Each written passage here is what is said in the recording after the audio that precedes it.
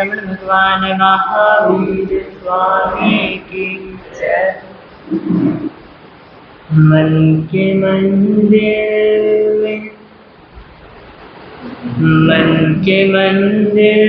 में प्रभु को बसाना, मन के मंदिर में प्रभु को बसाना, बात हर एक के बस की नहीं है। मन के मंदिर में प्रभु को बसाना, बात हर एक की नहीं है।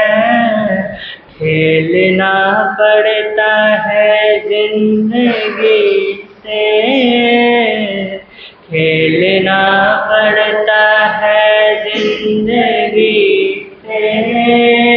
भक्ति इतनी तो सस्ती नहीं है, भक्ति इतनी तो सस्ती नहीं है।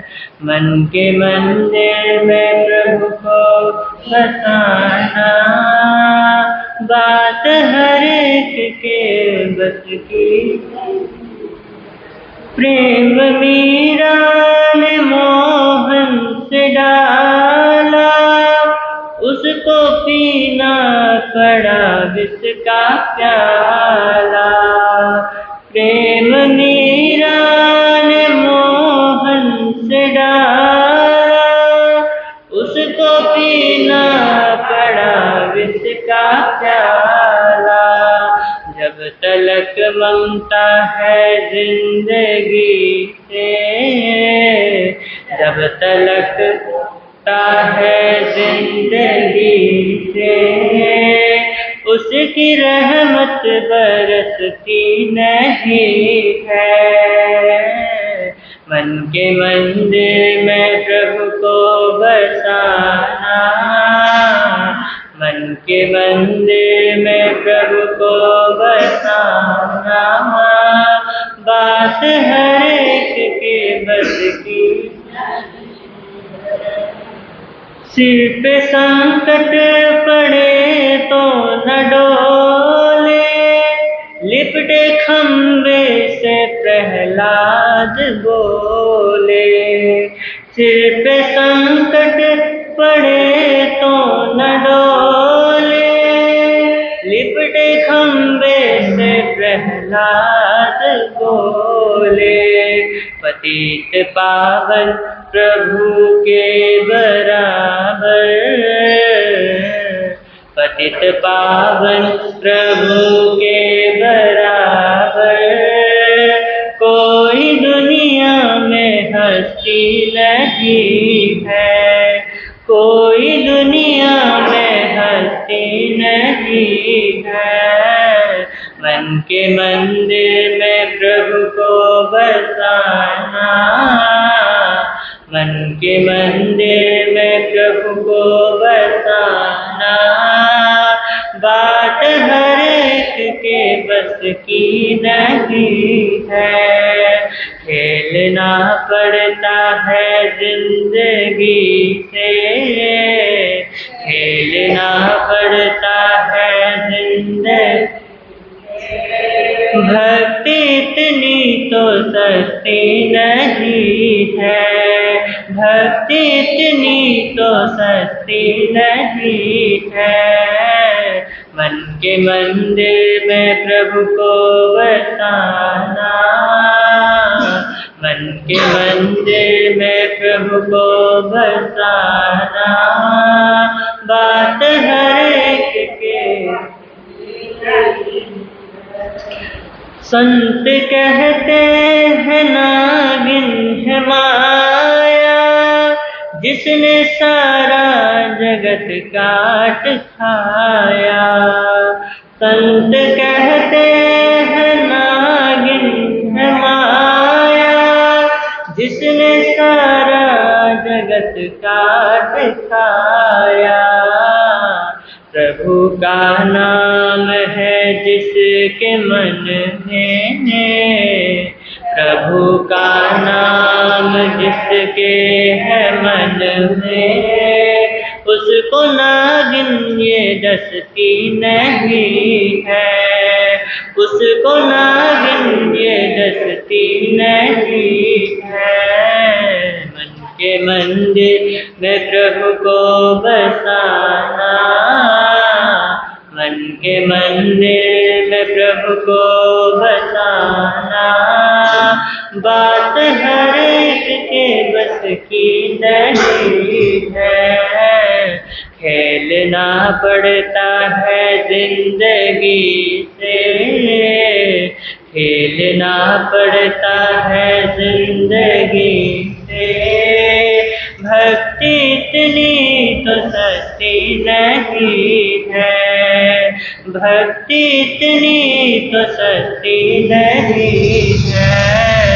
मन के मंदिर में प्रभु को बसाना, मन के मंदिर में प्रभु को बसाना, बात हर एक के बस की नहीं है, बात हर एक के बस की नहीं है।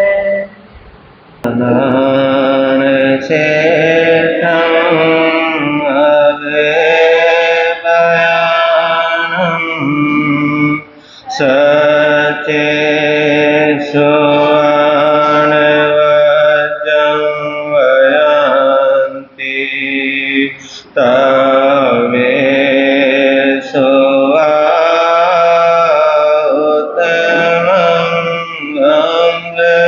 चेरं लोगोत्तमेशं नायको ते गुरु श्री राम मुनि जी को मेरा हो नाम जिनका जग में नाम जिनका जग में ऊंचा नाम। गुरु श्री प्रेम सुख जी को मेरा हो प्रणाम जिनका जग में ऊंचा नाम, जिनका जग में ऊंचा नाम। दीन के बंधु करुणा सिंधु जपल शोभे और श्याम जिनका जग में ऊंचा हम जिनका जग में ऊंचा। सबसे पहले शासनपति श्रवण भगवान महावीर स्वामी की सदाकाल जय हो, विजय हो। ध्यान योग की आचार्य सम्राट पूज्य श्री शिव मुनि जी महाराज साहब, जिन शासन गौरव पूज्य गुरुदेव श्री राम कुमार जी महाराज साहब, परम सेवा भावी पूज्य गुरुदेव श्री प्रेम सुख जी महाराज साहब, महाशरमन पूज्य गुरुदेव श्री सतीश मुनि जी महाराज साहब, संग रतन उपाध्याय परिवार पूज्य गुरुदेव श्री रविंद्र मुनि जी महाराज साहब, सर्वधर्म दिवाकर पूज्य गुरुदेव श्री रमणीक मुनि जी महाराज साहब, इन सभी गुरु भगवंतों के चरणों में सशत बंदन पाठ पर विराजित हिमाचल रतन पूज्य गुरुदेव श्री जितेंद्र मुनि जी महाराज साहब के चरणों में सशत बंदन। तेजस मुनि जी उपस्थित धर्म प्रेमी बंधु तथा माता बहनों, आपके समक्ष कुछ कहूँ उससे पहले गीत की कुछ पंक्तियाँ हम सभी मिलकर गुनगुनाने का भाव रखेंगे। होता है आनंद प्रभु की वाणी से, होता होता है आनंद प्रभु की होता है आनंद प्रभु की वाणी से होता है आनंद प्रभु की मिटती मन की खोट खटाई मिटती मन की खोट निंदा चुगली झूठ बुराई निंदा चुगली झूठ बुराई छटते सारे गंध प्रभु की वाणी से छटते सारे गंध प्रभु की वाणी से होता है आनंद प्रभु की वाणी से होता है आनंद प्रभु धर्म ध्यान में मन ढल जाए धर्म ध्यान में मन ढल कलेश निकट नहीं आने पाए कलेश निकट नहीं आने पाए टल जाए दुख छंद प्रभु की वाणी से टल जाए दुख छंद प्रभु की वाणी से होता है आनंद प्रभु की वाणी से होता है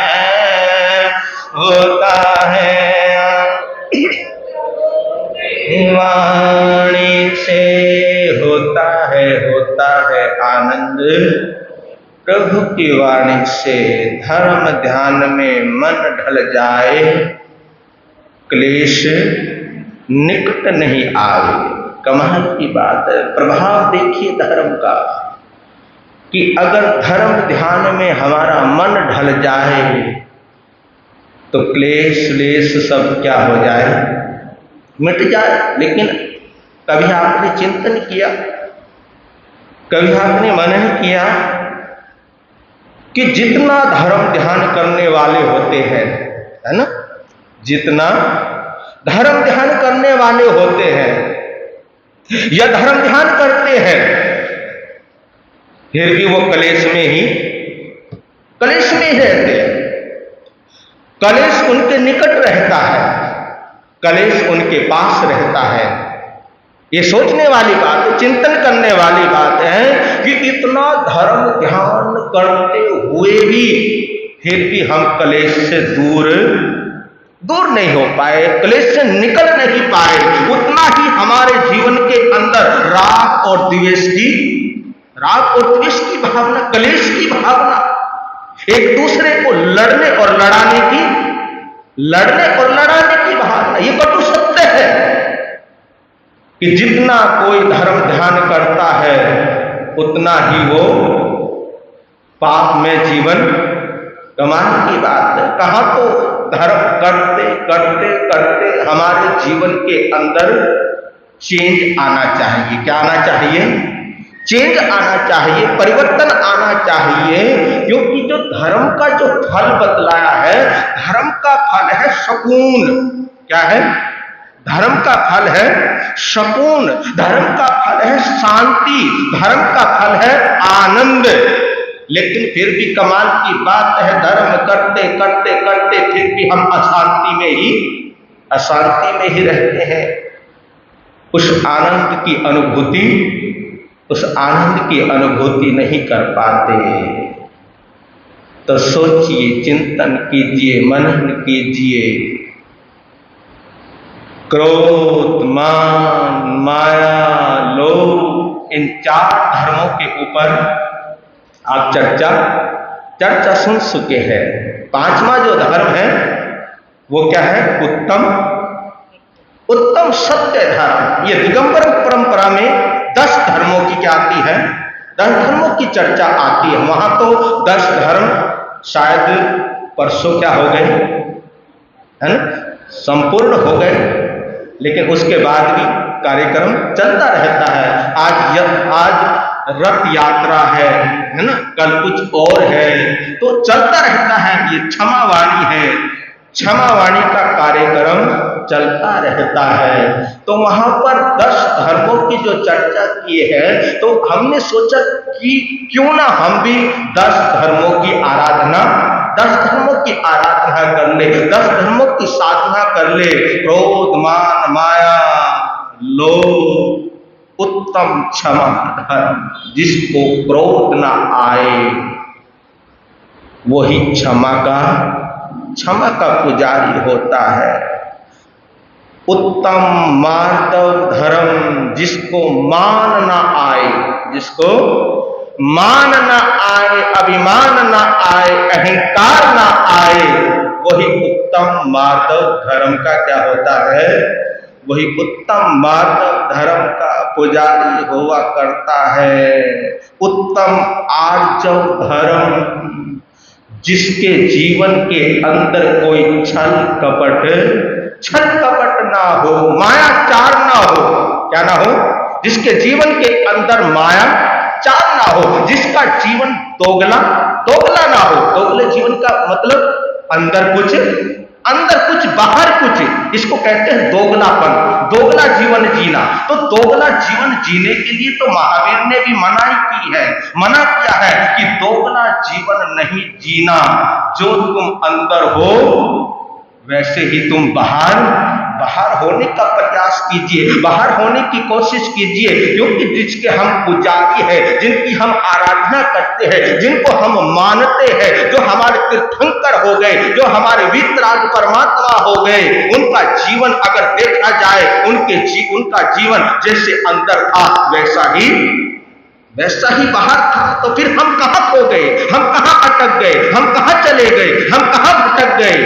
कीजिए अपने अरिहंत परमात्मा को याद, उनकी छवि को निहारिए, उनको देखिए, उनकी वितरागता को देखिए, उनकी करुणा को देखिए, उनकी दया को देखिए। तो मायाचारी नहीं होना। क्या नहीं होना? मायाचारी नहीं होना। उत्तम सोच धर्म, हमारी सोच कैसी होनी चाहिए? उत्तम होनी चाहिए, पवित्र होनी चाहिए, शुद्ध होनी चाहिए, शुद्धिकरण होनी चाहिए हमारी सोच का। क्योंकि मैंने आपको बतलाया था कि जहां पर तन शुद्ध करने की बात आती है, वहां पर मन की भी शुद्धि की बात आती है। और जरूरी नहीं है कि तन शुद्ध किया जाए, अगर मन शुद्ध हो जाए तो बेड़ा पार हो जाए। और इस मन के आधार पर तो ये हमारा पूरा का पूरा धर्म क्या है? धर्म टिका हुआ है। इस मन के आधार पर हम स्वर्ग की टिकट भी कटा देते हैं, और इस मन के आधार पर हम स्वर्ग की टिकट भी कटा सकते हैं। इतनी ताकत है इस मन के अंदर, इतनी पावर है इस मन के अंदर, इतनी शक्ति है इस मन के अंदर कि आप इस मन के आधार पर अपने कर्मों की निर्जा भी कर सकते हो, और कर्मों का बंद भी कर सकते हो। उत्तम सोच धर्म, अच्छी सोच रखिए। और जो अच्छी सोच रखता है, अच्छी सोच को जो लेकर चलता है, अच्छी सोच में जो रहता है, अच्छी सोच में जो जीता है, वही तो असली महावीर का साधक हुआ करता है, वही तो महावीर का पुजारी हुआ करता है, वही तो असली महावीर का श्रावक हुआ करता है, वही तो असली महावीर का संत हुआ करता है, साधु हुआ करता है, मुनि हुआ करता है। तो अच्छी सोच रखिए, शुद्धता लाने का भाव रखिए, पवित्रता लाने का भाव रखिए। कल आपने उत्तम, सत्य, धर्म, के ऊपर श्रवण किया था। थोड़ा सा और आज उत्तम सत्य धर्म की चर्चा आज फिर थोड़ी सी कर लेते हैं। तो सत्य जो होता है, सच्चाई जो होती है, सत्य साधना से जागृत होता है। किससे जागृत होता है? साधना से। साधना से जागृत होता है, और वो भी शुद्ध साधना, वो भी पवित्र साधना। जब अंदर पवित्रता आती है, और उस पवित्रता के द्वारा हम जब पवित्र साधना करते हैं, क्या करते हैं हम? पवित्र साधना करते हैं, सम्यक साधना करते हैं। तो उस साधना के प्रभाव से सत्य क्या होता है? सत्य जागृत होता है, और साधनों से मृत्यु हो जाता है। साधना से सत्य जागृत होता है, और साधन से सत्य मृत हो जाता है। साधन और साधना, ये दो चीज है यहां पर, साधन और साधना। तो हमारे को समझना है कि हम साधन के अंदर जी रहे हैं या साधना के अंदर जी रहे हैं। आज हमने जो भी हम करते हैं, चाहे उसमें संत हो, चाहे आप लोग कोई भी हो, जो भी आज हम कर रहे हैं, जो धर्म करते हैं, क्या उस धर्म को हमने साधना बनाया? उस धर्म को हमने जिया? अच्छी तरह से उस धर्म के अंदर हमने प्रवेश किया? अगर अच्छी तरह से धर्म के अंदर हमने प्रवेश किया होता, अगर अच्छी तरह हमने धर्म को जिया होता, अगर अच्छी तरह हमने धर्म को समझा होता, अगर अच्छी तरह हमने महावीर को समझा होता, तो भैया ये जो लफड़े हैं, ये जो झगड़े हैं, मेर और तेरे के, छोटे और बड़े के, ये मेरा संत है ना, ये मेरा श्रावक है, ये मेरा धर्म है, ये तेरा धर्म है, तो यहाँ पर पेड़ मेर की बात नहीं आती, क्योंकि धर्म कभी तेर मेर की बात नहीं करता। धर्म कभी भटकाता नहीं है। धर्म कभी तोड़ता नहीं है। धर्म का काम तो एक ही है कि धर्म क्या करता है? टूटे हुए को जोड़ता है। जोड़ने का काम है धर्म का। और जहां पर तोड़ने की भावना आती है या तोड़ते हैं, तो वहां पर हम धर्म नहीं कर रहे हैं, हम धर्म की आराधना नहीं कर रहे हैं, हम धर्म की पूजा नहीं कर रहे हैं, हम अपने संप्रदाय की आराधना कर रहे हैं, संप्रदाय की पूजा कर रहे हैं कि हमारा संप्रदाय किस तरह से आगे बढ़े। महावीर को भूल जाते हैं, संप्रदाय याद रखते हैं। तो जो महावीर को भूल गए, तो समझ लीजिए वो धर्म से क्या हो गए? धर्म से दूर हो गए हैं। तो सत्य साधना को जागृत करता है, और साधनों से सत्य क्या हो जाता है? सत्य मृत हो जाता है। एक बार एक शिकारी ने मुनि के सत्य वचन की परीक्षा लेनी चाहिए। किसके वचन की? सत्य वचन की, सच्चाई की परीक्षा लेनी चाहिए। और परीक्षा भी कैसे लेनी चाहिए? उस शिकारी ने क्या किया? मुट्ठी में एक चिड़िया को दबोचे हुए है। मुट्ठी में चिड़िया है ना, चिड़िया आजकल तो कम ही नजर आती है। वो छोटी छोटी जो चिड़ियाएं होती हैं वो कम ही नजर आती। क्यों नजर कम आती है वो? क्योंकि जो जितने ये साधन बढ़ गए है ना, ये हेलो है ना, मोबाइल के जो टावर है, कहते हैं टावरों के अंदर ऐसी रेंज निकलती है कि जो छोटे छोटे जो जीव होते हैं वो क्या हो जाते हैं? मर जाते हैं। ऐसी रेंज है। पड़ती तो आदमी के ऊपर भी, ऐसी बात नहीं कि आदमी के ऊपर नहीं पड़ता इसका प्रभाव, पड़ता जरूर है धीरे धीरे, लेकिन वो जो छोटी सी जान है, चिड़िया है, आज वो खत्म होती जा रही है। तो कहते हैं कि उस शिकारी ने एक मुट्ठी में एक चिड़िया को दबोचे हुए था। शिकारी ने मुनि से उस समय एक सवाल किया, एक प्रश्न किया कि ये बताओ कि मेरे हाथ में जो चिड़िया है, मेरे हाथ में जो चिड़िया है, ये बताओ कि ये चिड़िया जीवित है या मृत है। क्या बोला? ये चिड़िया जीवित है या मृत है, अर्थात मरी हुई है।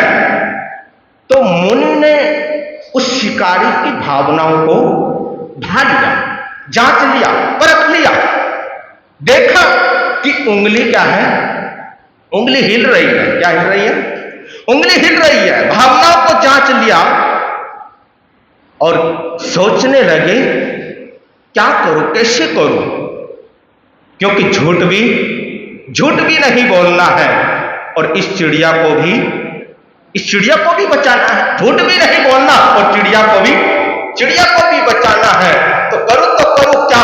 अगर मैंने कह दिया कि ये चिड़िया जिंदी है, अगर मैंने कह दिया ये चिड़िया जिंदी है, तो इस चिड़िया को ये क्या कर देगा? मार देगा। अगर मैंने ये कह दिया कि ये चिड़िया जिंदी है, तो इस चिड़िया को ये क्या कर देगा? उड़ा देगा। मुनि की भाषा को मिथ्या कर देगा। क्या कर देगा? मुनि की भाषा को मिथ्या कर देगा। तो मुनि ने क्या कहा उस शिकारी को कि भैया ये तो तुम्हारे हाथ में है, ये तो तुम्हारे हाथ में है कि इस चिड़िया को तुमने बचाना है या नहीं बचाना है। ये तो तुम्हारे हाथ में है, तुम्हारे हाथ में इसके प्राण है। क्या है? तुम्हारे हाथ में इसके प्राण है। अब तुमने ही देखना है कि इसको बचाना है, मारना है या क्या करना है। तो शिकारी ने भी मुनि के मनोभावों को जांच लिया और एकदम मुट्ठी खोल दी और वो चिड़िया गगन में, आकाश में उड़ गई। तो कभी कभी एक झूठ भी किसी को जीवन दान दे देता है। और हमारे झूठ से किसी को अगर जीवन दान मिल जाता है तो वो 100 सत्ते के सामान बढ़कर होता है। देखिए, कोई गाय अपने पास से गुजर रही हो, कोई गाय डर रही है, भयभीत है। क्यों भयभीत है वो? पीछे कौन है उसके? पीछे उसके कसाई है। कौन है? गाय के पीछे कसाई है। पीछे कसाई है और आगे गाय है। गाय को पता है कि ये कसाई मेरे को क्या करेगा? मेरे को मारेगा। तो मरने से तो हर कोई घबराता, हर कोई डरता है। तो वो गाय घबराई, डरी और डरकर वो गाय दौड़ने लगी। दौड़ती वो गाय आप खड़े हो और आपके पास से वो गुजर गई। और उस गाय को जाते हुए आपने देख लिया। उस गाय को जाते हुए आपने देख लिया और वो कसाई आपसे पूछे, वो जो कसाई पीछे आ रहा है वो आपसे पूछे कि यहां से कोई गाय गई है क्या? तो उस समय आप क्या जवाब दोगे? अरे क्या जवाब दोगे उस समय? कसाई ने आपसे पूछा कि यहां से कोई गाय गई है क्या, गुजरी हुई क्या? तो उस समय परमात्मा कहते हैं, महावीर कहते हैं कि मौन हो जाओ। क्या हो जाओ? मौन धारण कर लो, मौन कर लो। अगर बोलना ही पड़े तो उस कसाई को दूसरी दिशा बता दो कि गाय इधर नहीं, गाय इधर गई है। तो वो गाय क्या हो जाएगी? वो गाय बच जाएगी। तो इसमें कोई दोष नहीं है, क्योंकि आपके मन के अंदर बचाने की क्या है? बचाने की अभिलाषा है, आपके अंदर बचाने की इच्छा है। उस जीव को तो इसमें कोई दोष नहीं, इसमें कोई पाप नहीं है। तो ऐसा सत्य मत बोलना जिस सत्य से बोलने से किसी जीव का क्या हो। ऐसा सत्य कभी भी मत बोलना जिस सत्य को बोलने से किसी जीव का क्या हो, किसी जीव का घात होता हो। वैसा सत्य बोलना जिससे किसी जीव की जान बच जावे। अच्छा चलो ये बतलाओ कि पाप करने का सबसे अच्छा समय कौन सा है? क्या पूछा मैंने आपसे? पाप करने का सबसे अच्छा समय कौन सा है? कहोगे महाराज आप भी कैसी बात करते हो, हैं? कोई पाप करने का कोई पाप कोई करना होता है? पाप तो करना ही नहीं, चाहे वो समय कैसा भी हो, पाप तो करना ही नहीं है। अच्छा ये बतलाओ धर्म करने का समय कौन सा अच्छा होता है? धर्म तो भैया कभी भी करो, सारे समय क्या है? सारे समय अच्छा है। पहले तो धर्म करने की अंदर इच्छा ही नहीं आती, कुछ सामायिक पाठ करने की भावना ही नहीं बनती, प्रवचन में जाने की भावना ही नहीं बनती। अगर प्रवचन में जाने की भावना बनती, इतने घर है यहाँ पे, तो ये कुर्सियां खाली नहीं होती। सोचते होंगे महाराज तो यूं ही बोलते रहते हैं, है ना, बतेरे प्रवचन। आजकल टीवी के ऊपर भी बहुत सारे प्रवचन आते हैं, बड़े बड़े संतों के प्रवचन आते हैं। तो कोई बात नहीं, वहां नहीं जाएंगे तो यहाँ सुन लेंगे। तो पहले तो धर्म करने की अंदर इच्छा ही नहीं होती, भावना ही नहीं होती धर्म स्थान में आने की। अरे थोड़ा सा सोचा करो, थोड़ा सा चिंतन किया करो। जिन गुरुओं को आप लेकर आए हो, इतनी श्रद्धा से, इतनी आस्था से लेकर आए हो, और आपने उनको लाकर यहाँ पर जो बिठाया है, तो इतना ही कर्तव्य नहीं है तुम्हारा? इससे आगे भी और क्या है? इससे आगे भी कर्तव्य बनता है।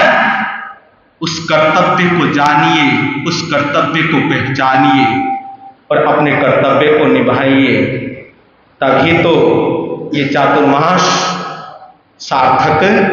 कोई भी चातुर्मास हो, कोई भी धर्म गुरु हो, अगर हम उनके साथ ऐसा करेंगे तो ये अच्छी छाप नहीं है। और आपकी तो इतनी अच्छी गरिमा है, यमुना नगर की गरिमा इतनी सुंदर बनी हुई है कि हर कोई संत साध्वी के मुंह के ऊपर क्या रहता है? यमुना नगर का श्री संग, है ना, यमुना नगर का श्री संग। लेकिन उसको बरकरार रखिए जो छाप बनी हुई है। तो मैं आपको क्या बतला रहा था कि धर्म करने की इतनी जल्दी भावना नहीं आती है, और धर्म करने के लिए कोई समय नहीं है, वक्त नहीं है। शुभस्य शीघ्रम, है ना, शुभस्य शीघ्रम। अच्छा काम, अच्छा कार्य, उसको क्या करो? जल्दी करो, शुभस्य शीघ्रम, शीघ्र करो। उसके ऊपर टाल मटोल मत करो, क्योंकि जब भाव बने हैं, जरूरी नहीं है कि ये भाव तुम्हारे दोबारा बन सके, तो उसको उसी समय कर डालो। और दूसरी बात, अगर पाप की भावना मन के अंदर आती है, पाप करने की भावना मन के अंदर आती है, किसी को उजाड़ने की भावना मन के अंदर आती है, किसी को गिराने की भावना मन के अंदर आती है, तो उसको कल के ऊपर छोड़ दो, कल के ऊपर टाल दो कि आज नहीं पाप करूंगा, ये पाप मैं कल करूंगा। क्या करूंगा? कल करूंगा। हो सकता है कल आते आते तुम्हारे भाव ही क्या हो जाए? तुम्हारे भाव ही चेंज हो जाए, तुम्हारे भाव ही निर्मल हो जाए, तुम्हारे भाव ही शुद्ध हो जाए। तो पाप करने का सबसे अच्छा समय कौन सा है? तो कहते हैं पाप करने का सबसे अच्छा समय वो है, पाप करने का सबसे अच्छा समय वो है जब किसी जीव की जान बचती हो। पाप करने का समय कौन सा है? जब किसी जीव की जान बचती हो तो वहां पर झूठ बोलने में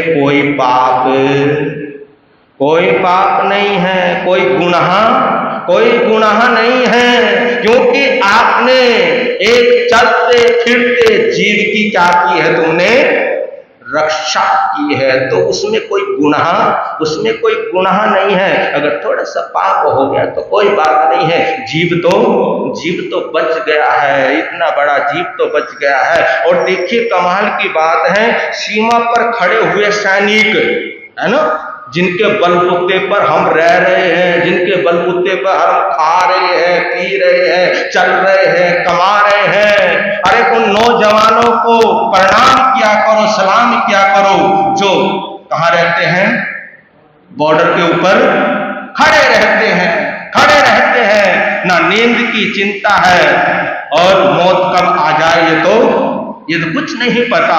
तो जो सीमा पर खड़े हुए सैनिक सैकड़ों लोगों को मार देते हैं, है ना, सैकड़ों लोगों को क्या कर देते हैं, वो सैकड़ों लोगों को मार देते हैं, लेकिन फिर भी उन्हें पाप नहीं लगता। क्यों नहीं लगता?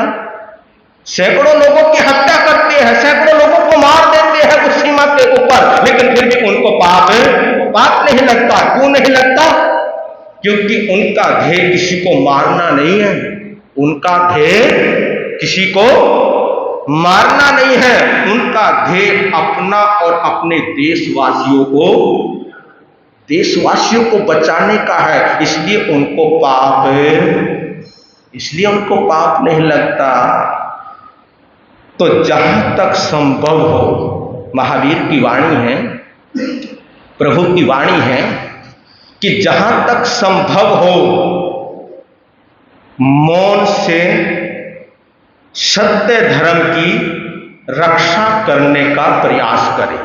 किससे? मौन के द्वारा, मौन से जो सच्चाई है, जो सत्य है, जो सत्य धर्म है, उस सत्य धर्म की रक्षा करने का हम क्या करें? प्रयास करें। और जहां वचनों से सत्य की रक्षा की संभावना रहे वहां पर मीठे वचन बोले। अगर बोलना भी पड़ जाए तो कैसे बोले? मीठे वचन बोले, क्योंकि हित मित प्रिय वचन सत्य धर्म का पालन कराते हैं। हित मित प्रिय वचन किसका पालन कराते हैं? सत्य धर्म का पालन कराते हैं। सत्यम भूर्यात् प्रियम भूर्यात् न भूर्यात् सत्यम प्रियम प्रियम च नानृत्यम भूर्यात् एष धर्म सनातन है। अर्थात सत्य बोलो। क्या बोलो? सच बोलो, झूठ नहीं बोलना। क्या नहीं बोलना? झूठ नहीं बोलना। क्या बोलना है? सत्य बोलना। सत्य बोलो, प्रिय बोलो, अप्रिय सत्य भी मत बोलो। अप्रिय सत्य भी मत बोलना। जो चुभे, अंदर तक जो शब्द चुभे, ऐसे शब्द, ऐसे कटु वचन भी नहीं बोलना। और कई बार हम कटु सत्य बोल तो देते हैं, कटु वचन हम बोल तो देते हैं, लेकिन सुनने वाले को अति पीड़ा, बोलो, सुनने वाले को अति पीड़ा होती है। इतनी पीड़ा होती है कि वो भीतर तक, अंदर तक हिल जाता है, भीतर तक हिल जाता है। तो सत्य के लिए भगवान ने कहा हित मित प्रिय वचन बोले। क्या बोले? हित मित प्रिय वचन बोले, जिससे भगवान महावीर ने क्या कहा? आगम की भाषा में कहो तो भाषा समिति। क्या कहा? आगम की भाषा में अगर हम कहें तो उसको क्या कहेंगे? भाषा समिति। सत्य के लिए भगवान महावीर स्वामी ने 3 सूत्र दिए हैं। कितने सूत्र दिए हैं? 3 सूत्र दिए हैं। वचन गुप्ती, है ना, पहली क्या है? वचन वचन गुप्ती, यानी बोलना ही नहीं। क्या नहीं करना? बोलना ही नहीं, बस मौन हो जाना। कल मैंने आपको बतलाया था कि भगवान ऋषभदेव 1000 वर्ष तक नहीं बोले, बोलना ही नहीं, वचन गुप्ती। यदि बोलना भी पड़ जाए, कुछ कहना भी पड़ जाए, तो दूसरा सूत्र महावीर ने दिया है भाषा समिति। क्या दिया है? भाषा समिति, यानी हित मित परिमित और प्रिय वचनों का क्या करो? प्रिय वचनों का प्रयोग करो। और सत्य महाव्रत, सत्य को जानकर, सत्य को पहचानकर उसे अनुभूति बनाए। उसको क्या बनाए? उसको अपनी अनुभूति बनाए। जो जाना गया है वही उत्तम सत्य है। धर्म की रक्षा यूं ही नहीं हो जाती। मन मर के जीवन देकर, मरकर जीवन देकर के, संपूर्ण त्याग करके यदि सत्य को बचाना पड़े, संपूर्ण त्याग करके यदि सत्य को बचाना पड़े, तो राजा हरिश्चंद्र का उदाहरण अपने सामने लेकर आइए। अपने सामने लाना। खुद को बेच दिया। किसके घर बेच दिया? खुद को बेच दिया। किसके लिए? एक सत्य के लिए। किसके लिए? एक सत्य के लिए राजा हरिश्चंद्र ने अपने आप को बेच दिया, पत्नी को बेच दिया। किसके लिए? एक सत्य के लिए, एक सच्चाई के लिए। पत्नी को भी बेच दिया, बेटे को जलाने से मना कर दिया, टैक्स मांग लिया। किसके लिए? एक सत्य के लिए।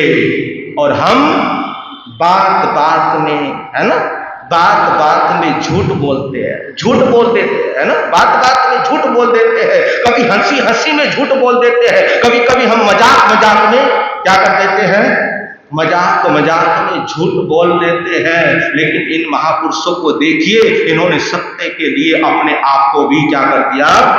अपने आप को भी बेच दिया। सत्य में वो ताकत होती है। देखिए, युधिष्ठिर, महाभारत का युद्ध चल रहा है और कहते हैं कि युधिष्ठिर का जो रथ का जो पहिया होता था, वो जमीन से 4 उंगल, कितने? जमीन से 4 उंगल ऊपर चलता था। क्यों चलता था? क्योंकि वो सत्यवादी थे। ये सत्य का प्रभाव था कि जमीन से ऊपर चलते थे। और भगवान भी जब चलते हैं, तीर्थंकर परमात्मा भी जब चलते हैं, तो वो भी जमीन से ऊपर ही चलते हैं। ये सत्य का प्रभाव है, ये साधना का प्रभाव है।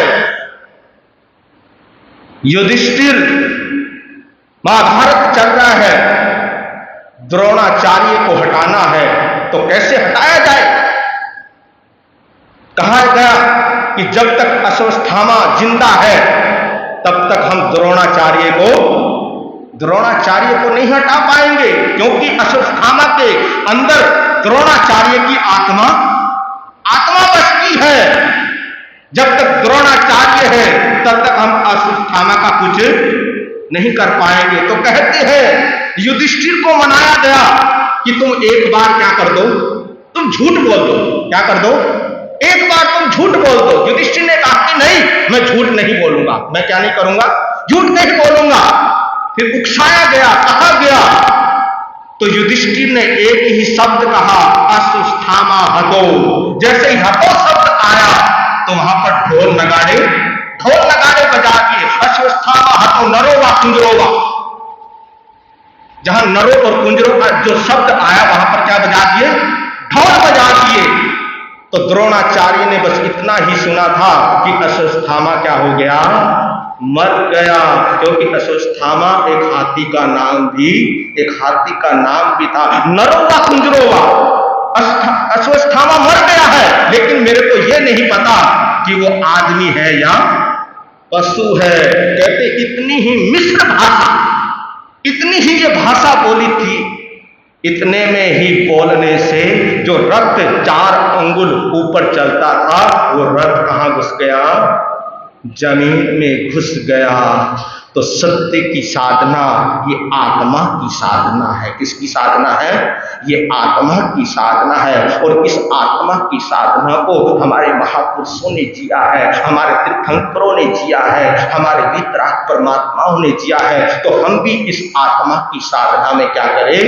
आत्मा की साधना में प्रवेश करें। क्योंकि जो सत्य वचन बोलता है, जो सच बोलता है, जो कभी झूठ नहीं बोलता, उसके लिए अग्नि भी जल के रूप में परिवर्तित हो जाती है। शत्रु भी मित्र के रूप में क्या हो जाते हैं?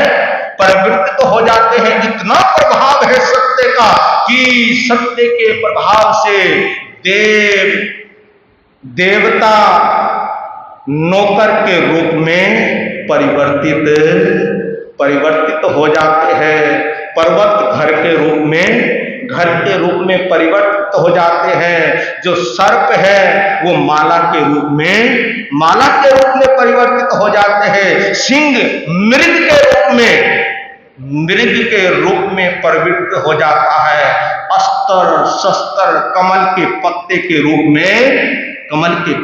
रूप में परिवर्तित हो जाते हैं। बाघ भेड़ियों के रूप में परिवर्तित हो जाते हैं। और जो विष है, जिसको हम जहर कहते हैं, वो विष भी अमृत के रूप में क्या हो जाता है? अमृत के रूप में परिवर्तित हो जाता है। तो सत्य को जानिए, सत्य को पहचानिए, और सत्य को जानकर, सत्य को पहचान कर सत्य की आराधना कीजिए। क्योंकि झूठ बोलने वाला मनुष्य जो हर बात में क्या करता है? जो झूठ बोलता है वो फिर किसी का विश्वास का पात्र, बोलो, जो हर बात में क्या करता है? झूठ बोलता है। फिर लोग उसके ऊपर विश्वास नहीं करते हैं। और देखिए, झूठ बोलने वाला मनुष्य अपनी माता का भी विश्वास पात्र नहीं होता। तब शेष लोगों के लिए वो शत्रु के समान ही होता है। और अगर हम झूठ बोलते हैं, पग पग पर हम झूठ का सहारा लेते हैं, तो झूठ बोलने वाले की स्थिति ये होती है कि वो गूंगा हो जाता है। क्या होता है? वो गूंगा हो जाता है, बुद्धिहीन हो जाता है, विकलांग हो जाता है, मूर्खता के काम करता है, अज्ञानता के काम करता है।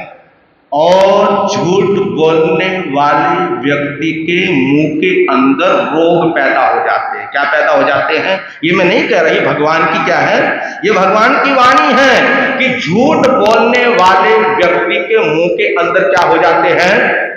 रोग पैदा हो जाते हैं। ये है असत्य बोलने का फल, ये है असत्य बोलने का पाप। तो सत्यम खु भगवम, सत्य ही क्या है? सत्य ही भगवान है। और एक पंक्ति और आती है, सत्यम शिवम सुंदरम। ये कहकर सत्य की शोभा बढ़ाई है महापुरुषों ने। तो उत्तम सत्य धर्म के हम आराधक बने, पुजारी बने, ये हमारी मंगल कामना है। वीर नाम के हीर मोती, गुरु नाम के हीर मोती, मैं बिखराऊं गले गले।